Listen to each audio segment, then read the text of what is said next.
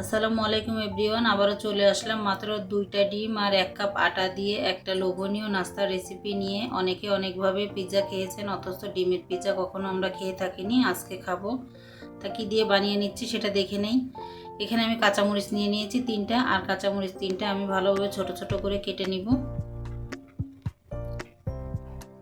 তা কাঁচামরিচটা আপনাদের পছন্দ মতো দিতে পারেন। ঝালটা আমি 3টা দিয়েছি দেখে আপনাদের দিতে হবে এমন না, আপনারা কম বেশি করে নিতে পারেন। তা আমার মরিচ 3টা কিন্তু কাটা হয়ে গিয়েছে। এখন আমি পেঁয়াজ কেটে নিব, আর একটা পেঁয়াজ নিয়েছি। এখানে আপনারা কম বেশি করে নিতে পারেন। আমি পরবর্তীতে কিন্তু পেঁয়াজ আরও একটা দিয়েছিলাম, সেটা কাটা দেখাইনি। মোট আমার 2টা পেঁয়াজ এখানে আমার অ্যাড করা হয়েছে। তাই এখানে আমি পেঁয়াজ 2টা আমি কেটে নিইনি, এখানে একটা কেটে নিয়েছি আর একটা আমি অফ ক্যামেরায় কেটে নিয়েছিলাম। তো এখন চুলায় চলে যাব। আমি এখানে 2 চা চামচ তেল দিয়ে দিলাম, আর তেলের ভিতর দিয়ে দিব পেঁয়াজ কুচি আর কাঁচামরিচ কুচিটা দিয়ে দিব। দিয়ে আমি ভালোভাবে ভেজে নিব। তা অতিরিক্ত কালো করা যাবে না, হালকা একটু কালার চলে আসলে কিন্তু পেস্টটা বুঝতে হবে ভাজা হয়ে গিয়েছে। দেখতেই পাচ্ছেন যে কেমন কালার এসেছে। এখন কিছু মশলা অ্যাড করব। দিয়ে দিলাম স্বাদ মতো লবণ, দিয়ে দিলাম মরিচের গুঁড়া 1/2 চা চামচ, দিয়ে দিলাম ধনিয়ার গুঁড়া 1/2 চা চামচ, চাট মশলা দিয়ে দিলাম 1/2 চা চামচ, গরম মশলা দিয়ে দিলাম 1/2 চা চামচ। এটা দিয়ে আমি ভালোভাবে মিশিয়ে নিব। আর জালটা কিন্তু একদম কমিয়ে রাখতে হবে। এখানে কিন্তু অতিরিক্ত জাল দিলে কিন্তু পুড়ে যাবে মশলাটা, আর খেতে ভালো লাগবে না, তিতা লাগবে। তা আমি কিন্তু ভালোভাবে মশলাটাকে দিয়ে কিন্তু ভেজে নিয়েছি। তো দেখুন কালারটা কিন্তু খুব সুন্দর এসেছে। এখন কিন্তু আমি নামিয়ে রেখে দিয়েছি। আর এখানে আমি ব্লেন্ডারে জার নিয়ে নিয়েছি, নিয়ে আমি একটা ডিম ভেঙে নিলাম। স্বাদ মতো লবণ দিয়ে দিলাম, আর 2 চা চামচ চিনি দিয়ে দিব।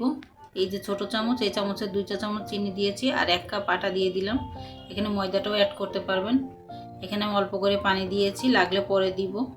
তা আমি ব্লেন্ড করে নিয়ে চলে এসেছি। এখানে মোট আমার 1/2 কাপের মতো পানি লেগেছে। দেখুন খুব সুন্দরভাবে কিন্তু ব্লেন্ড হয়ে গিয়েছে। দেখিয়ে দিচ্ছি চামচ দিয়ে। মাশাআল্লাহ খুবই সুন্দর হয়েছে কিন্তু ব্লেন্ড করা। এখন আমি কিছুটা জিরা অ্যাড করব, একদম অল্প করে জিরাটা অ্যাড করেছি। খুব সুন্দর একটা ফ্লেভার আসবে যখন আমি দাঁতের নিচে পড়বে খাওয়ার সময়, তখন কিন্তু ভালো লাগবে। তার জন্য কিন্তু আমি জিরাটা অ্যাড করেছি, না করলেও কোনো সমস্যা নেই। যদি কেউ পছন্দ না করেন না করলেও হবে। তা জিরাটা দিয়ে কিন্তু ভালোভাবে মিশিয়ে নিলাম। এখন একটা প্যান বসিয়ে দিয়েছি, 1 চা চামচ তেল দিয়ে দিলাম। তেলটাকে ভালোভাবে মিশিয়ে নিয়েছি, পুরো প্যানের গায়ে লাগিয়ে নিলাম। লাগিয়ে নিয়ে কিন্তু আমি ব্যাটারটা দিয়ে দিচ্ছি এখন। আর ব্যাটারটা কিন্তু আমি পুরোটা ঢেলে দিয়েছি। এখন সুন্দরভাবে কিন্তু একটু ছড়িয়ে দিচ্ছে আর কি, যেহেতু এখানে উপরে কিন্তু অনেকটা লেগে রয়েছে। একটু ছড়িয়ে দিলে বড় হবে আর পাতলা হবে, দ্রুত হয়ে যাবে বানানো। আর এখন এই পর্যায়ে কিন্তু কেউ লাইক না দিয়ে থাকলে অবশ্যই মনে করে লাইক দিয়ে দিবেন। আমার ভিডিওর কোনো অংশ যদি ভালো লেগে থাকে চাইলে আমার চ্যানেলটা সাবস্ক্রাইব করে পাশে থেকে যেতে পারেন। কিন্তু খুব সুন্দরভাবে কিন্তু এখন আমি প্যানের গায়ে লাগিয়ে নিয়েছি। নিয়ে কিন্তু এখন যে পেঁয়াজটা ভেজে রেখেছিলাম সেই পেঁয়াজটাকে আমি ছড়িয়ে দিচ্ছি। আর এরকম সহজ সহজ রেসিপি পেতে অবশ্যই আমার চ্যানেলটা ঘুরে আসতে পারেন।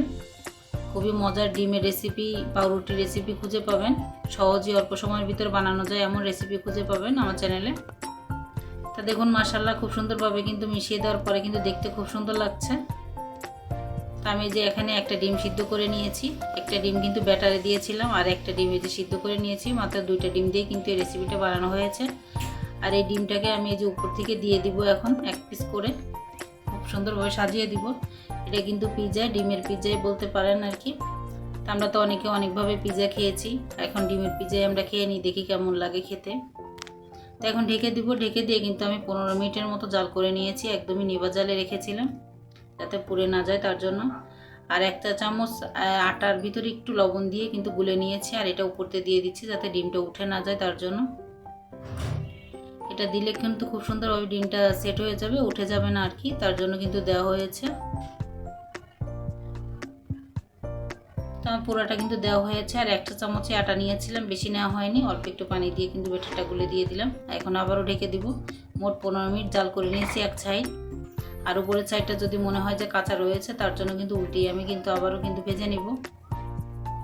তো এইভাবে উল্টে দিলে হয়তো বা ডিমের ইয়াটা পড়ে যেতে পারে ডিমটা, তার জন্য কিন্তু আমি একটা প্লেট নিয়ে নিয়েছি। আর প্লেটটা নিয়ে কিন্তু আমি উল্টিয়ে নিব। খুব সহজভাবে কিন্তু আমি উল্টিয়ে নিয়েছি, নিয়ে কিন্তু আবারও প্যানের উপরে দিয়ে দিলাম, দিয়ে কিন্তু এখানে আমি 2-3 মিনিটের মতো রেখে দেবো। 2-3 মিনিট রাখলেই হবে। একদমই কিন্তু নিভা জালে রেখেছিলাম, না হলে পুড়ে যাবে।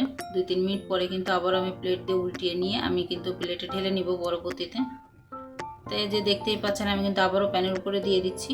আমি একটু ঠান্ডা হলে তারপরে আপনাদের মাঝে পরিবেশন করব, আর অতিরিক্ত ঠান্ডা করা যাবে না। তো আমি কিন্তু প্যানের থেকে নামিয়ে নিয়েছি প্লেটে, আর এখন পিৎজা কাটার দিয়ে কেটে নিচ্ছি। অতিরিক্ত ঠান্ডা হলে কিন্তু কাটতে গেলে অসুবিধা হয়ে যাবে, তার জন্য কিন্তু একটু হালকা গরম থাকতে কাটতে হবে। তা আমি কিন্তু দেখুন মাশাআল্লাহ খুব সুন্দরভাবে কিন্তু কেটে নিয়েছি, দেখতেই পাচ্ছেন আর কত সুন্দর হয়েছে। খুব কিন্তু দেখতে সুন্দর না, খেতে কিন্তু অনেক মজা হয়েছে। আমার বাচ্চারা বলেছে অনেক মজা হয়েছে খেতে, আমার বাচ্চারা কিন্তু অনেক মজা করে খেয়েছে। আর এমন রেসিপি পেতে অবশ্যই চ্যানেলটা সাবস্ক্রাইব করে রাখবেন। আজকের মতো বিদায় নিচ্ছি, আল্লাহ হাফিজ, আসসালামু আলাইকুম।